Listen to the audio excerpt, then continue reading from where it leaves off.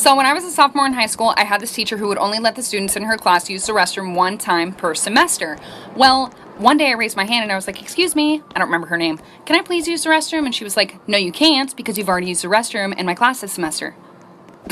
Well, excuse me, you can't dictate my bladder. So I'm like all frustrated, and I started secretly texting my mom because I wasn't allowed to use my phone in class. And I was like, Mom, I'm sitting in class right now. My teacher won't let me use the restroom. And she was like, I'll take care of it for you. And I was like, okay. So like 5 minutes goes by, and all of a sudden my teacher's phone starts ringing. And she walks up to it and answers it, and she's like, hello? Yeah.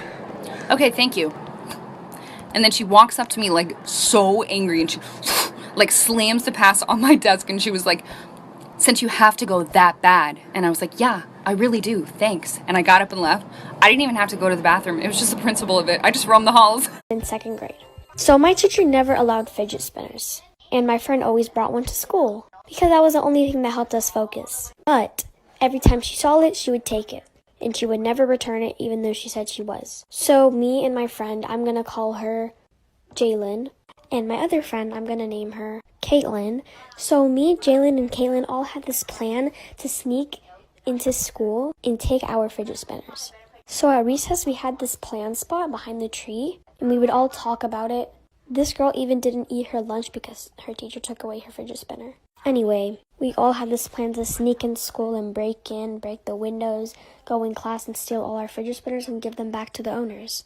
But every time we talk about it, we'd get caught by this one kid named Nathan, and he would all go tell the teacher. But the teacher didn't care, obviously, because she knew we weren't going to do it. Like for part 2. Okay, part 2 of the fidget spinners.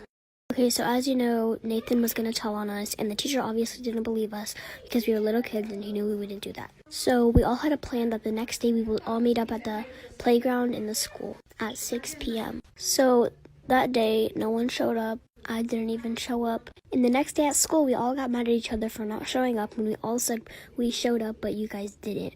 And I didn't show up. My friend didn't show up. None of us showed up. But we just lied about showing up. So we just gave up and we just never did it again. Because we knew we would never get our fidget spinners. Tell me if you want more.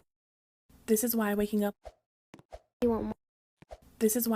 late might just save your life. One day when I was in elementary school, my mom and I both overslept, which meant I wouldn't be ready in time to get on the bus. School started at 8, my bus pickup time was at 7, and it was already 6:40 or something. I was still in my PJs and hadn't even had breakfast yet. My mom decided that today we would just tell the bus driver to go on ahead and she would take me to school, which would give me plenty of time to get ready. It's 6:50, I'm in my PJs eating breakfast, and that's when we hear the bus pull up 10 minutes earlier than scheduled. My mom peeks her head out of the door into the foggy morning and waves the bus on. She closed the door and came back inside, but the bus didn't pull away. There's a knock at the door and my mom opens it to find a man in a bus driver uniform. He explains he's a substitute bus driver because the regular driver called in sick and that he's early because he wanted to get an early start on the route. My mom says she's taking me to school because we woke up late. He gets visibly upset and says he can wait a few minutes since he's already ahead of schedule. My mom says that we won't be ready in a few minutes and tells him to go on ahead. He seemed really angry about this, but turned around, got back on the bus and left. But at 7 a.m., another bus pulls up to my house. My mom went out to talk to them and came back looking terrified.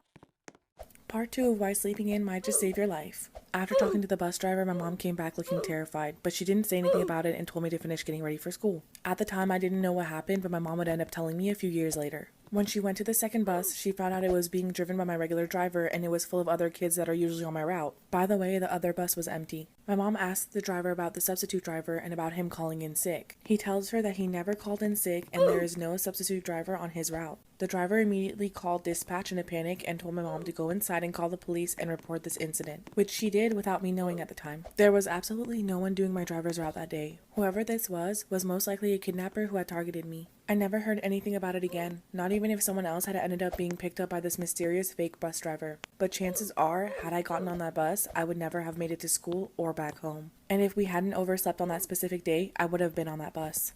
Crazy story time about how my mom kidnapped my sister. So my mom and dad split whenever I was really young. And at this time, they were always in and out of court battling for custody over my sister and I. Well, the one day my dad drives my mom downtown to the courthouse because she didn't have a ride. And before she gets out of the car, she's like, "Can I give the girls a hug?" And my dad was like, "Yeah, go ahead." Little background information. I was more of a daddy's girl. My sister was more of a mommy's girl, which is probably the reason why she took her. I was sitting by the window, my sister was sitting in the middle seat. So she gives me a hug, Next thing I know, my sister's seatbelt was unbuckled and my mom was running across the street with her in the middle of downtown. Didn't even look for cars. So my dad got out of the car, ran over, grabbed her, picked both of them up, and walked over to the sidewalk, and my mom was screaming bloody murder. So this guy called the cops, and my dad was trying to show them custody papers because he had full custody. But the cop knew my mom, so he let her take my sister. We got her back, but I didn't see this bitch for like 4 months. Scammed my rich friend and adopt me, and how it went completely wrong. So from what I thought, she would scam people every single day for the pets that she had. And I only thought that because I saw her do it a couple times. And when I tell you this girl was rich, I mean she was rich. So one day, I was at her house, and we were just playing Adopt Me, and when she went to go up to the bathroom, I took her iPad, and I traded myself, and I traded all her pets to my account. And by the way, I had traded all the pets to an alt account so that she wouldn't see them in my inventory. So soon enough, she came back from the bathroom, and she had a meltdown. And she knew that it wasn't me because she knows that I wouldn't do something like that, and she saw my inventory. So then she goes running to her dad sobbing, telling him about it. And remind you, they are a really wealthy family. And then I was confused because he started screaming at her over these virtual pets. And then he said this. Part 2. So yeah, here he is screaming at her. And then he says this. We're just gonna call her Abby, but he says, Abby, I've spent probably over $1,000 on this game in the past year for you. And I was all confused. I was like, wait a minute. This girl had her dad buy her pets? And she's just over there sobbing. And so he takes her iPad and throws it across the room. It didn't break, but this man was furious. And I'm just standing in the corner of the room with my jaw literally on the ground. Cause he's over here flipping out on her, and I had them in my inventory the whole time.